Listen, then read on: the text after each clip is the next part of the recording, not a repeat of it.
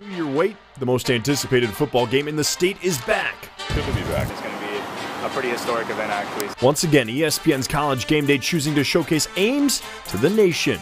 It was a tremendous atmosphere. I mean, this is a great tailgating scene. Got great loyal fans. Fans ready for the rivalry. He definitely starts like pacing when his team is losing. Kid captains excited for their big debut. I get to see my friends at the football game. It's fun to be out there. And you might even see an ordinary Iowan turned famous for his beer sign back in the crowd. I've had a bunch of people asking me if I'm going to go back to game day, if I'm going to do another sign. We're live from Jack Trice Stadium for CyHawk Gameday.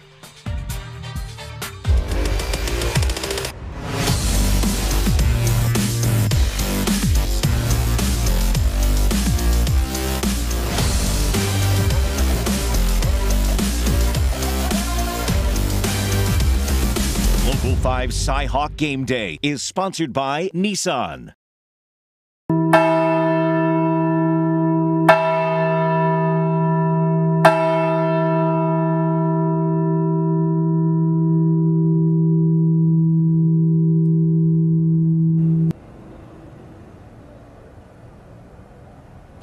Welcome into CyHawk Game Day. Of course, a big game today, but before we talk about football, Jeff, 20th anniversary of 9/11, of course, a day none of us can forget, none that we should forget.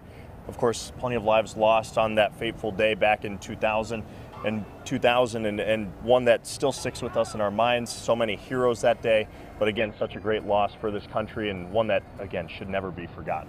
Yeah, I mean, it's always, you think about it, and it's one of those things that just, until the anniversary comes around, you don't kind of have the perspective of it, but it's one of those days that just reminds you to hug your friends and family, say I love you to your grandparents, your friends, you know, whomever else you can, to kind of just be a positive place, because there is some stuff in this world that you wouldn't really like to be a part of, so you got to cherish the stuff that you do. So it's a good remembrance of something that we should not have to be reminded of, but we need to be reminded of. Certainly, and those freedoms that we take for granted some days here in the United States, a reminder of that as well. But there is still a football game to be played. Sports, one of those uniting factors after 9/11, and Iowa State was part of that later on in that season in 2000. And of course, today we're back at it. First ever meeting between these top two teams, and a crazy day at that. But both coaches took time to reflect earlier this week on being there or where they were in their lives during that 9/11 attack.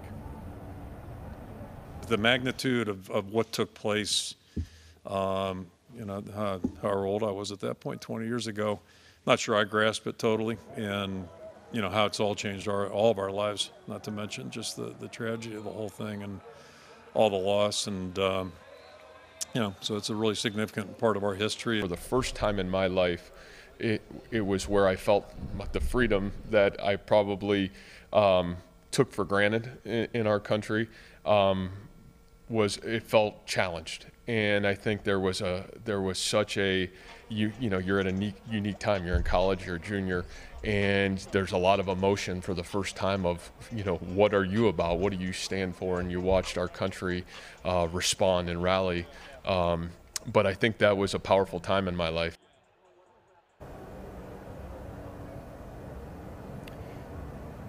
And it was a topic of conversation, of course, on College Game Day, which was back in Ames for the second time. And I'm going to say 2 years because last year was a throwaway year a little bit, Jeff.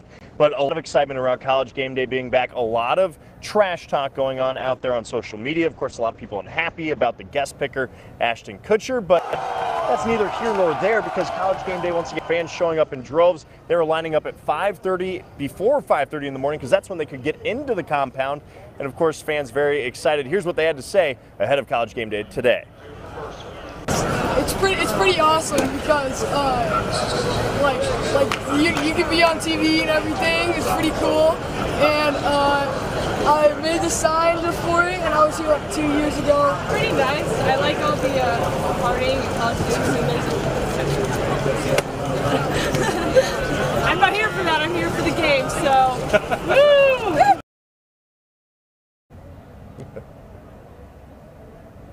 So obviously a lot of excitement there for all fans between Iowa and Iowa State. And of course, you know, we're going to talk a little bit more about that as the day progresses. But first, we got to bring in the next part of our crew. John Diaz holding down the fort in the AC. He gets to say cool while me and Jeff sweat it out here. John, how's it going? Yeah, I am staying cool, guys. Thank you. All right, since going viral, Carson King, he turned a simple plea for beer money into a fundraiser for a great cause, $3 million for the Stead Family Children's Hospital in Iowa City. And he didn't stop there. Local 5's Ryan Scott caught up with him to reflect on that experience and what lies ahead. I've had a bunch of people asking me if I'm going to go back to game day, if I'm going to do another sign. Carson King's last visit to College Game Day is a familiar one to Iowans, a sign asking for beer money, leading to a new life of philanthropy and fame. I'm not a celebrity. Even if he's too modest to admit it. Just because you're on TV a couple times doesn't make you anything special or any better than anyone else. I'm still the same guy. I'm just, doing my best to continue the fundraising. Since presenting that $3 million, he started his own nonprofit, the Carson King Foundation. Their first event in February of 2020, a fundraiser for those struggling with mental health amid the pandemic. My friends at Iowa Love and I partnered up and we sold Iowa Love shirts, Carson King Foundation edition, raised over $40,000. Their next big cause, helping those hit by the derecho. We raised over $60,000 to help storm relief victims. Hundreds of thousands of dollars for Iowans in need over the last year. All because of a sign he still holds dear. What does the other side say again? So, Brock Purdy's Corn Jesus. I thought that was really funny. A West Virginia fan said that on Twitter one time, and I thought that was absolutely hilarious. This is my favorite side of the sign. It usually hangs in his office at the foundation. You'll find other mementos from his experience around his Prairie City home. This is before the Iowa-Penn State game where I got recognized on the field. If you plan on going to this year's CyHawk series, there's a chance you'll see him in the stands. I obviously have Iowa State winning. I think it's going to be one of the best games we've ever had in the CyHawk series. His prediction? I think Iowa State's going to take it 38-24. That's just my personal take. All right, and Carson is back in Ames today for College Game Day as well, continuing to try to raise money for various charities. For now, John, let's get it back out to you at Jack Trice Stadium. All right, thank you, John. And Jeff, Game Day being back, again, second time in 2 years. What's it mean for this program and this game? Well, I think it just says something, the respect that the nation now finally has for both teams in the state. It's been at games that Iowa's been at before, whether it's in Iowa City or elsewhere, but Iowa State finally has that respect that they are deserving of the national spotlight, and you've been able to retain that national spotlight from a couple years ago until now. You've been able to build success and keep success. So it says something about both teams that the nation respects them as much as we feel we should be respected. And of course, a lot of excitement building around this game. Davis has been a little bit critical of the Cyclones leading up to it. He said this game is really critical for Iowa State if they want to prove they belong in that top 10. Would you agree? Yeah, because I think there's a debate, hit or miss, depending on which national media pundit you talk to, how good they think the Big 12 is. Everybody thinks the Big 10 is great. And so if you beat one of the top dogs in the Big 10 in a rivalry game, in a top 10 matchup, you have all the spotlight. This really, it gives you a leg up. It's that big opportunity that you have to show that when we're on the national stage, we belong on the national stage. So this is one of those opportunities that, is it critical for Iowa State? Are they still going to have a good season if it doesn't go their way? Sure. But is this a huge opportunity to change the perception? Absolutely. And of course, Ashton Kutcher, I'm guessing, picked Iowa. We didn't get to watch College Game Day. We were getting ready for the show. I'm going to assume he picked Iowa to win today. We'll give our picks later on in the show. Looking forward to bringing you all of that. But of course, before we get there, we're going to introduce you to our kid captain when we come back here on CyHawk Game Day.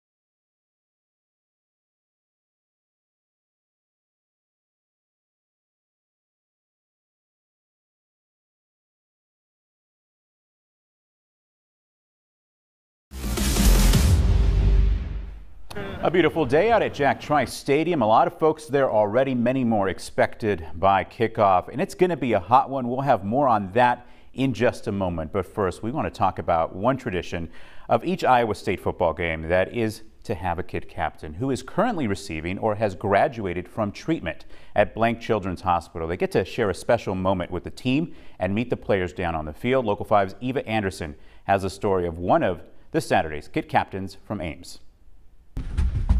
Gerald Terry isn't one to sit still. He's busy building Lego planes. I started building these. And helicopters. Color spin. Cheering on his favorite football team. Poster, Iowa State Cyclones. And playing football himself. Typically, nothing stands in this kid's way. Then, June 2020, Father's Day. He had this weird feeling in his neck, and it was kind of a big lump that had all of a sudden just formed on his neck.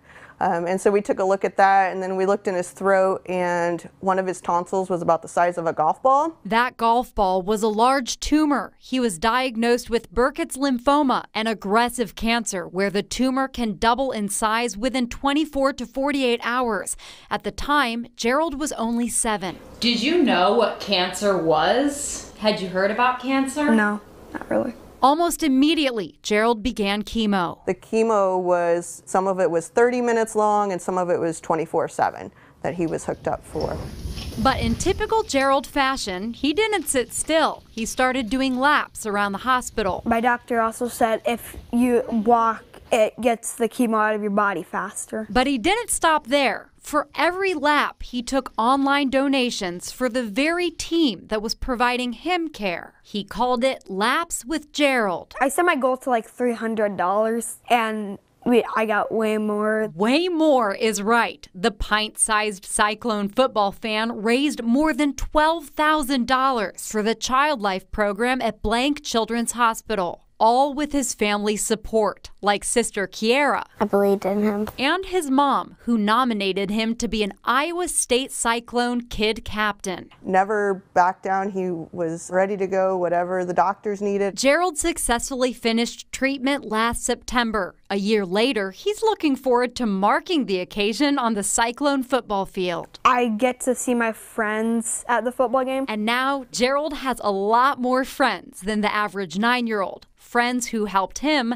and friends he helped in return. And that was Eva Anderson reporting. Thank you, Eva. Let's switch gears and send you out to meteorologist Dave Downey out at Jack Trice Stadium. Dave, we know it's going to be a hot one, but how hot is it going to be? Yeah, John, we're looking for temperatures up into the mid-90s this afternoon. Plenty of sun out here today. The only thing that might keep us from reaching the mid-90s, some wildfire smoke that's working from its west to east today. We're currently in the low 80s right now. We're going to work our way up, like I said, into the low to mid-90s by this afternoon. Of course, kickoff by 3:30 this afternoon. We're going to shoot for a temperature of around 92 degrees here in Ames, 94 in Des Moines. Temperatures will be slow to fall this afternoon, heading into the evening hours as well. You can see here, still by the end of the game, 7 o'clock, still 85 degrees here in Ames. By the end of the game tonight. Temperatures still slow to drop tonight, only in the mid-70s by the 10 o'clock hour after sunset tonight. Forecast for the CyHawk game, temperatures, like I said, 93 degrees at kickoff with that 3:30 kick right behind me at Jack Trice Stadium. Winds kicking out of the south, sustained winds between 10 and 20 miles per hour. Gusts to 25 are possible. And today might actually make it for one of the hottest games in Iowa State history. Record high of 97 for the Denver game, and still 79 degrees out there right now. Dew point you can see at 69 degrees. It is a muggy one out there. Stay cool and drink plenty of water. CyHawk Game Day. We'll be right back after this break.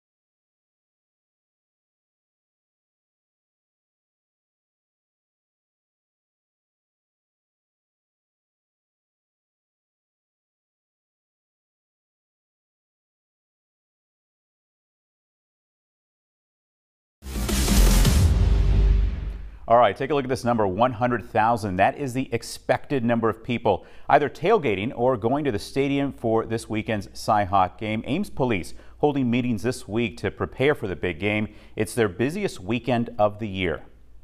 We'll have about 20 officers working at the game. Most of them are on stadium security or in the tailgate lots. And then after the game, we'll probably have another 10 to 15 officers working after the game into the midnight shift to make sure that we have a safe environment for anyone who wants to go out at that point as well. Now, 3 pieces of advice from Ames Police. For those of you who are going to the game or tailgating, check social media for any traffic issues. Don't park where you aren't supposed to. Tickets on game day are twice as high as normal, and get to the stadium as early as you can so you don't get stuck in traffic. And meteorologists, actually, we're going to send it to break, and we'll hopefully have some weather for you in just a little bit.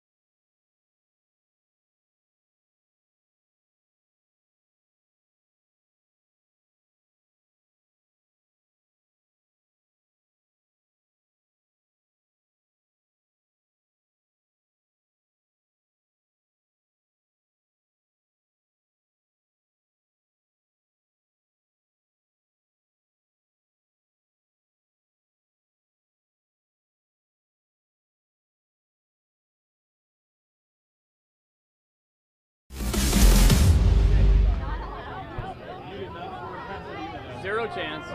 Welcome back. A beautiful but hot day out here for the big CyHawk showdown, right, guys?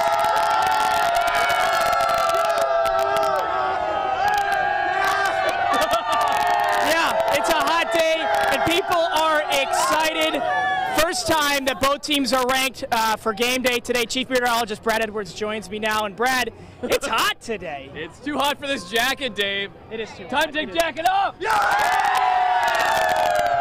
We are ready to rock here. You guys ready? I've got 100 of my closest friends here. We tailgate every week here, Dave. It's been a great time. Yeah, we got here, I think my wife got up at 3:30. Yes. 3:30 she got up. These guys got here 6 o'clock or 7 o'clock. I mean, we take this stuff seriously. I mean, this is the biggest game. It is. Not only are you both teams ranked, both teams are ranked in the top 10 for the first time ever, let alone the same week they're playing each other. 3:30 kickoff now, and score predictions, Brad. Okay, score predictions. What do you guys think? Cyclones 35? Yep. Yeah. Hawkeyes 3? 17.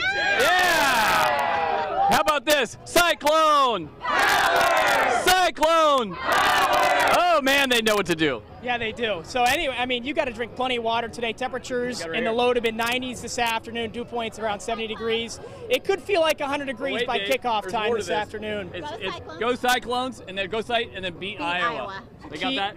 Key forward phrase there. Go Cyclones and beat Iowa. Beat Iowa. This is a game with massive playoff implications potentially, Brad, too, right? One of these teams is going to catapult to the playoffs. Sure. I guarantee it. No, I They're don't. going to I be don't guarantee it. potentially ranked in the top 5 after today. You're so. right. He's right. Could be in the top 5. Is Iowa State ready for the playoffs? All right, guys, 3:30 kickoff right here on Local 5. But for now, we're live here at Jack Trice Stadium. Jon Schaeffer, back to you. Woo! Good job. All righty, thanks, Dave. I'm jealous. You're getting to hang out with the man of the hour, Brad Edwards. I'm going to have to go find his tailgate after this and grab some grub. Alicia always delivers some of the best tailgate food you can find. Now, all eyes are going to be happening on what's happening on the field later today, but I can guarantee you there's going to be a pair of eyes looking back at the crowd. Local 5's Lakin McGee has a story on the Iowa kid captain. I like to play with my dinosaurs. Cece Hoover is 8 years old. How does a dinosaur go? Cece had an adventurous start to life. Cece came into our lives when she was 1.5 years old. We adopted her from China. And when she was around 3 years old, we realized she was having trouble potty training. Her pediatrician referred her to the University of Iowa Children's Hospital for an overactive bladder and leaking. Since then, Cece had 5 surgeries. Her last surgery was May of 2020, which lasted longer than 10 hours. That was probably the most stressful one just because we couldn't both be there. Only one parent could be there at a time. Yeah, things are pretty strict in the hospital, understandably so. When the 2020 football season rolled around, Cece was picked as kid captain. But COVID had other plans, forcing officials to cancel the kid captain tradition, meaning the Hoover family had to wait a year to announce Cece was picked from thousands of pediatric patients. How did you keep that a secret? Not very well at times. Waiting 365 days around the sun, Cece is now finally ready to take the field. It's fun. It's fun to be out there on the field. The Hoover family, including Cece's big brother Matthew, plan to cheer her on, and the Hawkeyes too. Is that your favorite team? Say now it is. Now it is. Now it is.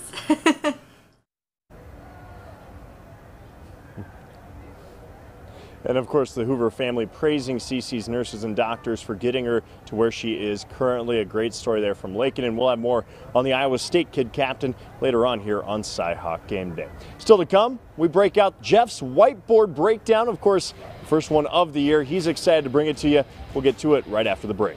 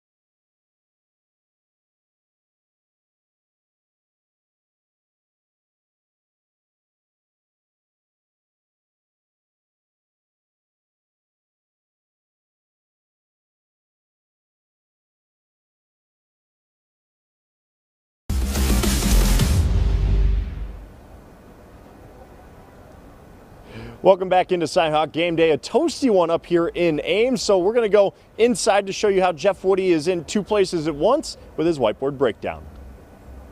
Welcome back to the Whiteboard, the first one of the 2021 season, right ahead of the CyHawk game. We're going to be recapping Iowa State and UNI for this very first one. So the expression nothing's ever as good as it seems and nothing's ever as bad as it seems is very true in the sport of football, especially in week one. A lot of funky stuff happens. Like, this is especially true when you are playing in front of a big crowd of 60,000 people and you had 0 fans last year. A lot of stuff just your adrenaline gets going, you miss assignments, that's okay. What Iowa State and Iowa both respectively did is they played balanced, consistent football and let the opponent make mistakes. UNI just didn't make that many big mistakes, but one of them was very obvious on the first sack by Will McDonald. So what you're going to see on this play is that Iowa State is running a double A-gap pressure. So what that means is they're going to have A-gaps right here.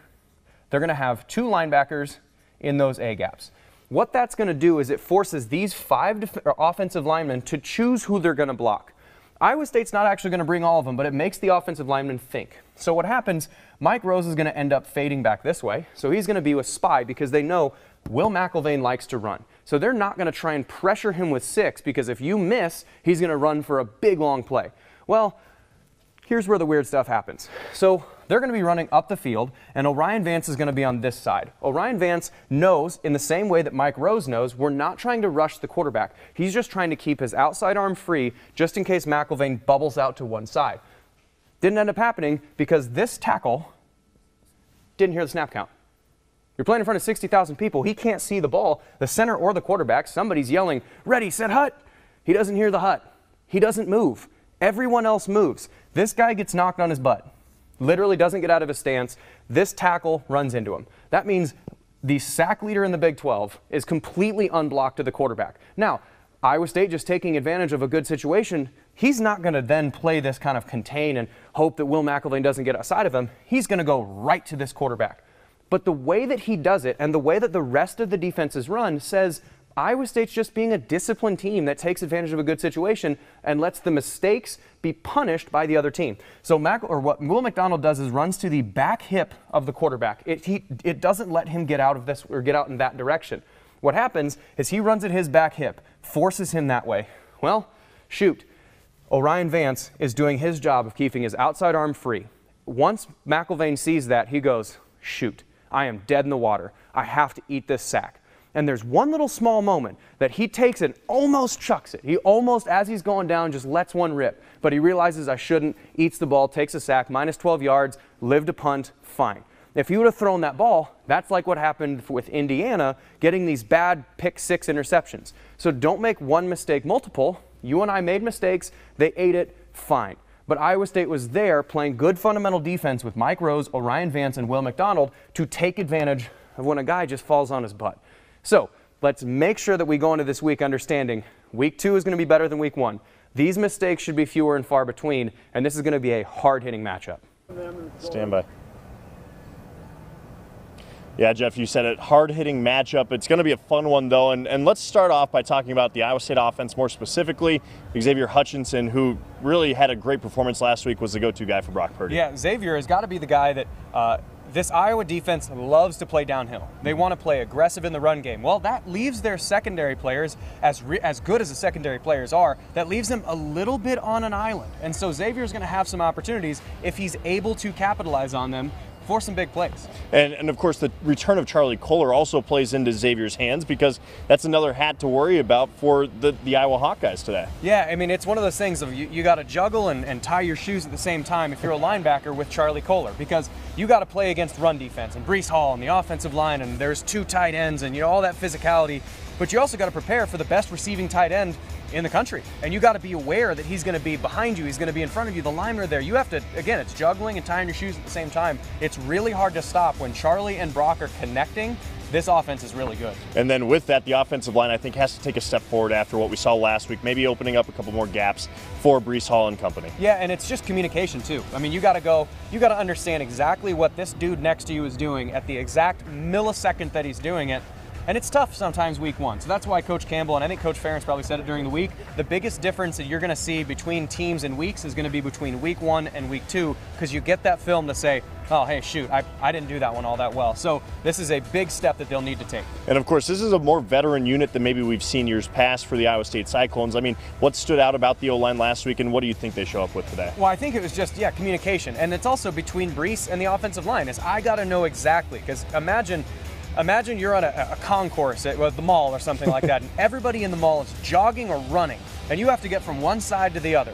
Well, if you got a couple people that are with you, you have to travel at the same time, at the same pace, the exact same spot. If you're too fast or too slow, you're going to get trampled. That's just like football. So the running back has to trust the offensive line, and the offensive line has to get him in the right spot. So that's just a feel thing. You get used to the timing a little bit more as week 1 to week 2. And I think the biggest thing I'm excited to watch is the secondary on both sides. Let's talk briefly about the secondary for the Cyclones. They showed up really well last week. Yeah, and I would say that's my big man on campus, or big men on campus, are Young, King, and Eisworth. Because if they're really good, they're involved in the run game, and I assume Young's going to thump somebody up in the box. But they also got 2 turnovers. The secondary got 2 turnovers last week. So it's going to be a big responsibility to keep Spencer Petrus and Tyler Goodson under wraps, as well as Laporta. So it's a big week for the Iowa State secondary. Absolutely, and you mentioned it, our big men on campus is that secondary group. I mean, when you look at him, Aisheem Young knows how to lay the lumber. That kid is kind of got a Bob Sanders feel a little bit to him. If I want to make an Iowa reference about an Iowa State guy, dangerous reference, I know, but he's a fun guy to watch. Short, physical, and absolutely fearless. Bob Sanders, Aisheem Young. Let's not make the comparison totally true, but it's a good person to emulate and aim for. So that's your big men on campus. The Iowa State secondary going to have to get after it today if they want to win against the Cyclones. Coming up later on in the show, we're going to break down the Hawkeyes. Plenty more to get to, including another kid captain as well. We'll be right back here on CyHawk Game Day.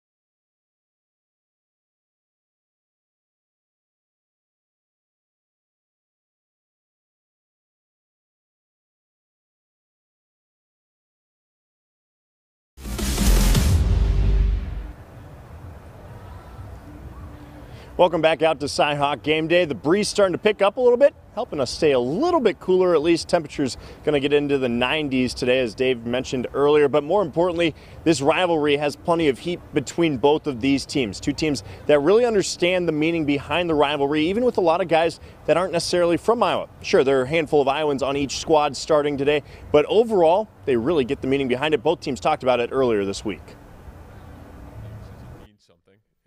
I think there's always a higher level of energy, and to be honest with you, it's any rivalry game, and especially a game like this where the energy's high, it's who in the moment can fundamentally do their responsibility in detail.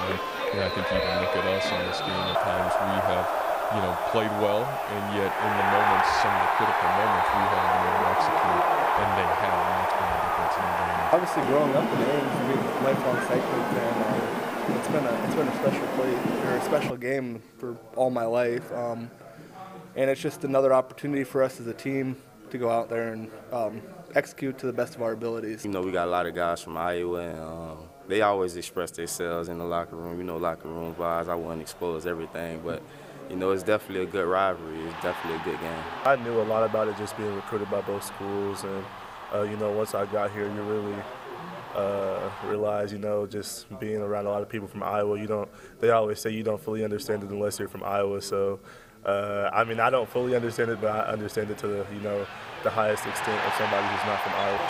Just the more time you spend in this state and around our team, and the more you get to interact with people that are Hawk fans, you realize that the animosity that's there, and maybe animosity is the wrong word, but the rivalry there. It's a big deal to both sides, and it's going to be a lot of fun. But I know we're all really excited. It's another great opportunity for our team to go on the road and to play a top 25 opponent. So it's just going to be a lot of fun. Especially against a team from the same state. It's always a fun game to play against them. We always have close games. I've been looking forward to it ever since the season ended. I anticipated it being here at home just because we went over there 2 years ago.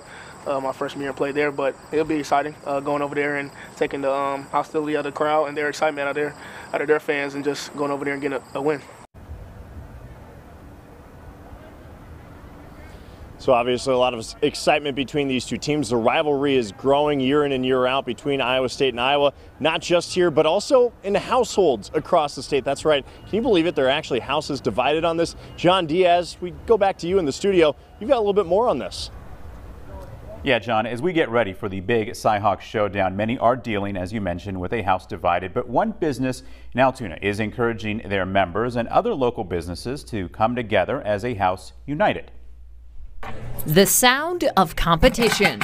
A couple years ago, we decided to do this penny wars. And with the Farrell's Altoona members clearly taking sides for the upcoming CyHawk showdown, A lot of smack talk going back and forth. they also have firsthand experience with where the money is going. His family was up in Mayo for months, and the Ronald McDonald House was a godsend. Really, the whole gist of it is trying to raise as much money as we can for the Ronald McDonald House. They are using a friendly competition to inspire an opportunity to unite and give back. This is a life-changing event, and the fact that Ronald McDonald House has a place for families to stay when your loved one is in the hospital, it's so special to us. Plus, there are bragging rights on the line. And what that means is if your team wins the Penny Wars Challenge, your team's flag flies in our gym until the end of football season. And even pennies can add up big. We actually raised a little over $1,100 last time. The difference between the two buckets was like $5.50. Right now, local members are showcasing their team spirit during class, but they hope this competitive energy will spread to other local businesses. Maybe that positive energy that we had here in doing this would spill over into other locations, small businesses in the state. Maybe we could do something really big for the Ronald McDonald House. And if you at home would like to donate to make sure your team flag is flown proudly or to give back to the Ronald McDonald House, you can do so via Venmo at FXB Altoona. All right, let's get out to Carson J.S. Reichard, who has been bouncing around the tailgate lots at Jack Trice Stadium. Carson, what's going on out there, man? Oh, we're live. Yeah. There are thousands of people who are out here tailgating today, celebrating a rivalry for the ages. How are you all feeling about the Cyclone chances today? Yeah, go Sept! What keeps you coming to these tailgating events? What does this game mean? We're just excited to be here with our family and our friends and get together and spend a great Saturday here at Jack Trice. And I believe I was told that there are 3 generations of Cyclone fans here and a couple Hawkeye fans in the back. Hawkeye fans in the back. 51 years, right? 51 years. consecutive season tickets. And so that's incredible. So how are you feeling about the Clones' chances tonight? I feel good. I think we got a very, very good chance of getting this one. Yeah, that's what I like to hear. Think they're going to swipe it? Oh, yeah, I think so. And what does this tradition mean to you to get to keep coming out here and get to keep having these tailgates? It's just so much fun because all of our family comes with us. We've got 5 kids and they all Cyclone fans, and we all come together and just have a great time every Saturday. Yeah, it's awesome. That's what I like to hear.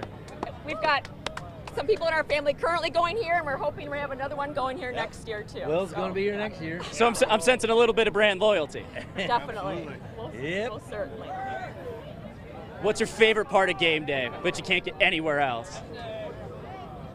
I don't know. You answer just that being one. together here. Being together, lots of good food, lots of good drinks, and just the camaraderie. Yeah, just everybody getting together, having a good time. It's a great That's what it's about. atmosphere. Yep. All right. That about does it. There are thousands of other people tailgating just like it. It is sure to be a show here today at Jack Trice. When we get back, we'll have more here on CyHawk Gameday.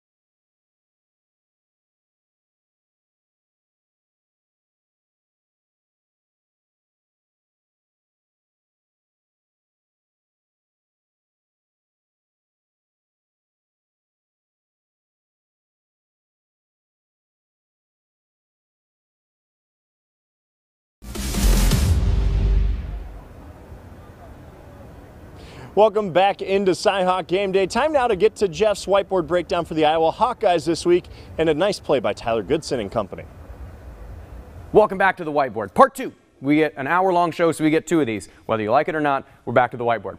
So in the first segment, we talked about how Iowa State was playing against Northern Iowa, and they had really good fundamental football that they just took advantage of a tackle falling on his butt, which led to a sack. Well, that's a mistake by UNI. Iowa State capitalizes. We're doing the exact same thing, just talking about the Iowa offense against the Indiana defense. So Tyler Goodson's touchdown run looked really impressive because it was. Iowa did everything you needed to do.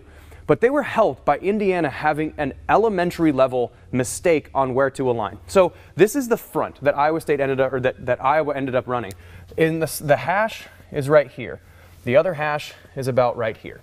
So right now, if you were to draw a line on the hash and look at how many people are eligible blockers for Iowa on the right side of this line, you have 1, 2, 3, 4. And what that means is you have 5 gaps. 1, 2, 3, 4, 5. Let's look at how many defenders Indiana actually has to set this. 1, 2, 3, 4. Uh-oh. We got 4 defenders for 5 gaps. So right now, you might have this alignment where you have A gap, B gap, C gap, and this corner is going up against a tight end or a fullback with 2 gaps to fill, undersized by about 50 pounds, because this guy should be over here. if he's over here and we put a backer here, then you have a C gap or a D gap player, A, B, C, D, E gap. You have outside contained player, and we're set. But that doesn't happen. Iowa State runs a stretch play, and they get blocked, blocked, blocked. Those get completely taken care of, and Tyler Goodson, with this fullback one-on-one to the corner, if this corner goes outside, Goodson cuts underneath. This corner cuts underneath, Goodson cuts outside. This play was bound to be a touchdown, assuming that these 4 guys did their job, which they did. So Indiana makes this horrendously fundamental mistake. Iowa State capitalized on it. That's what good teams do. But the mistake that Indiana made allowed a touchdown. The mistake that you and I did allowed a sack. The big discrepancy shows that good teams capitalize. Again, these mistakes are going to get fixed from week 1 to week 2. This is going to be a much fairer fight. I'm really excited to see the physicality and execution of both of these teams going up against each other once they have some film to play against. So great job by Iowa capitalizing on mistakes. Let's hope for both teams' sake that we get to play a game that's free from these major mistakes. Major mistakes have always kind of plagued both of these teams in this series, one way or the other, for whoever tends to win. But, you know, I don't see this being a game of mistakes between these two. Yeah, these are both extremely disciplined teams, and their main objective is we're not going to beat ourselves, you're going to beat yourself. And that's what happened with Northern Iowa last week. We saw in segment number 1, they give up a big sack. They have a couple different interceptions. We saw that with Indiana. That was just one with Tyler Goodson, a run that he had. We saw the pick sixes. They're not going to beat themselves, and so you're going to have to beat them. And when you have 2 teams that don't beat themselves, one of them has to win. So it's a big discipline, it's a big fundamentals game, it's a big who tackles better, who blocks better. It's an unsexy but very important game. And for the betting interest out there, also tends to lean toward the under because of that mistake-free football. But let's talk a little bit about Tyler Goodson. All right, guy that doesn't get maybe as much press as he deserves in the state of Iowa just because of how good Breece Hall is. What kind of fire do you expect out of Goodson? Yeah, Goodson's a terrific running back. And he's in a perfect system. If you are a running back, you want to run behind a Kirk Ferentz offensive line because you know you're going to have really solid players. You're going to have guys that are in the right spot, and you're just going to have the capacity to choose where you want to go because of that zone off or that zone blocking. Let's take that Goodson run that we just broke down against Indiana. Imagine if instead of getting all the way outside, they kick a couple guys out. Well, you have the choice. That's the great thing about a play and the way that Iowa runs. So he has a great opportunity, and you add his just innate vision and athleticism and speed to that. It's a very deadly combination. And about 45 seconds left to talk about the Hawkeyes. Let's talk about the secondary. We're going to use it well. Riley Moss, 2 pick sixes last week. They're ball hawks. Yeah, they're ball hawks. They're opportunistic. They're in the right spot when they need to be there. And again, they're not going to beat themselves. They're not going to blow a coverage. They're not going to generally miss tackles in the open field. They're going to make you earn it all the way down the field. And if you don't, and you pop a ball off your chest, they're going to be right there to take it into the end zone. And that brings us to our big man on campus. We haven't talked about him quite yet, but Spencer Petrus. I know he was my big man on campus last week. I'm going to rinse and repeat, though, because the first hostile environment he'll see as a starter for the Hawkeyes, he's got to be a big man on campus. And it's going to be very hostile. Again, let's think back to that first whiteboard segment. We saw what the offensive line for you and I did when they couldn't hear what was happening. Now, you got to be the one that talks. You have to be the one that communicates to everyone. When this atmosphere could end up on the Richter scale with the noise they're going to make, it's going to be hard to communicate. So he has to be calm and trust his teammates that they're going to do the right thing. Absolutely. Well, Spencer Petrus, big man on campus for the Hawkeyes. We'll see what shakes out. We're going to get to our 3 keys when we come back here on CyHawk Gameday out at Jack Trice Stadium.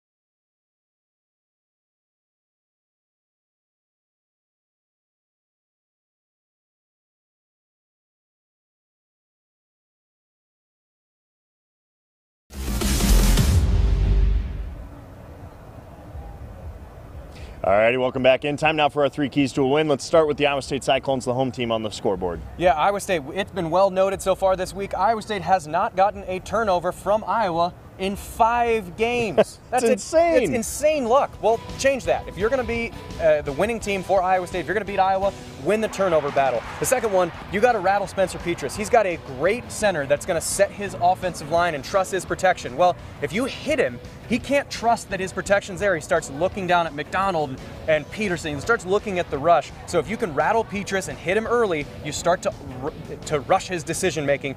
And then you got to relax and play ball. Like I said, this is going to be a bananas environment. So if you can get him, or if you can get yourself to calm down while the other team's up and excited, you are able to play relaxed, confident, consistent, together football, and that's going to get you a victory. B-A-N-A-N-A-S, bananas out here at Jack Trice Stadium. With that, let's talk the Hawkeyes. For me, number 1, tune out the noise, as in don't let the crowd get to you. A young offensive line, can't let this noise drown out communication. If they do, it's going to be a field day for Will McDonald and company. Number 2, bend, do not break. Iowa State's going to get yards. They're going to get a lot of them. And if they make the necessary improvements from last week, it's all about holding the Cyclones to field goals or no points at all. And lastly, embrace being the underdog. Iowa hasn't been a dog in this series on the road in a very, very, very long time. Use that as motivation. Coming to mind, Tyler Goodson. Again, sick of hearing about Breece Hall and how good he is. He's going to be out to prove something. That underdog mentality's got to work for the Hawkeyes. Yeah, it's a big game for both guys. There's stars on both sides of the field. It's physical on both sides of the field. This is going to be an exciting game. All righty, when we come back on CyHawk Game Day, we'll give you our picks of the week, including on the Cyclones and the Hawkeyes.